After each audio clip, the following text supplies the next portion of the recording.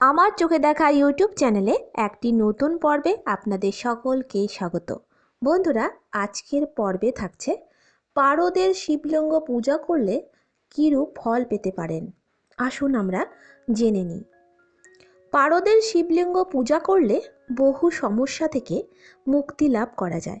তবে এই শিবলিঙ্গ শাস্ত্রীয় মতে নাম গোত্রে সংকল্প করে পূজা হোম অভিষেক সম্পন্ন করে প্রাণ প্রতিষ্ঠা করতে হয়, তাহলে এই পারদ শিবলিঙ্গ সম্পূর্ণ ফল দান করে। পারদের শিবলিঙ্গ পূজা করলে কালসর্প যোগ ও শনির সাড়ে সাথী থেকে মুক্তি লাভ করা যায়। বিবাহযোগ্যা কন্যারা পারদের শিবলিঙ্গ পূজা করলে মনোমত বর লাভ করে। এই শিবলিঙ্গ পূজা করলে স্বামী পুত্র সুখ লাভ হয়। এই লিঙ্গের পূজা যদি বিধিমতো করে বাড়িতে স্থাপন করা যায় তবে বাস্তুদোষ নাশ হয়, সঙ্গে শ্রীযন্ত্র স্থাপন করলে সর্বকার্য সিদ্ধি লাভ হয়।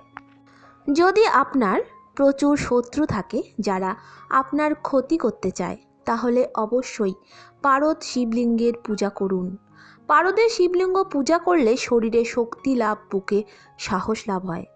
এই শিবলিঙ্গ আরাধনা করলে সর্বপাপ মুক্তি হয়, সর্ব দুঃখ দূরে থাকে। এই শিবলিঙ্গ পূজা করলে কোনো তান্ত্রিক অশুভ ক্রিয়া আপনার ক্ষতি করতে পারবে না। অকাল মৃত্যুর হাত থেকে বাঁচতে পারদ শিবলিঙ্গের আরাধনা করা প্রয়োজন। পারদ শিবলিঙ্গের পূজায় সর্বরোগ মুক্তি ঘটে।